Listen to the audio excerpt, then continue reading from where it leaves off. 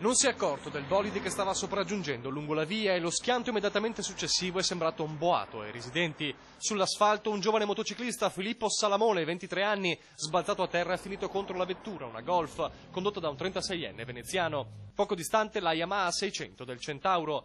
Erano passate le 8:30 di ieri sera in via Forte Marghera a Mestre. L'automobilista era entrato nell'area di servizio Total per fare inversione di marcia e ritornare in zona Mestre Centro, ma al momento di mettersi sulla carreggiata ha travolto in pieno Filippo, diretto verso San Giuliano, una scena che qui in zona non capita raramente. Nelle ore in cui magari c'è meno traffico corrono parecchio veloci, la strada è larga, non c'è traffico, non ci sono controlli e quindi corrono, sì.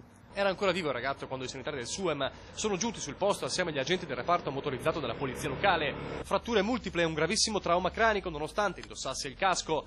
I medici si sono accorti subito della gravità della situazione. Strada chiusa per permettere il recupero del giovane incastrato sotto la vettura, poi la corsa disperata in ospedale, ma appena giunto all'angelo il 23enne è espirato. Filippo era nativo di Palermo, ma da 2 anni risiedeva a Mestre, in via Cappuccina, faceva il tecnico manutentore e lavorava soprattutto negli alberghi di Venezia e Mestre. Ieri sera i suoi familiari in Sicilia sono stati avvertiti della tragedia e si sono messi in viaggio. Stamane è arrivata la sorella per avviare il triste iter del trasferimento della salma.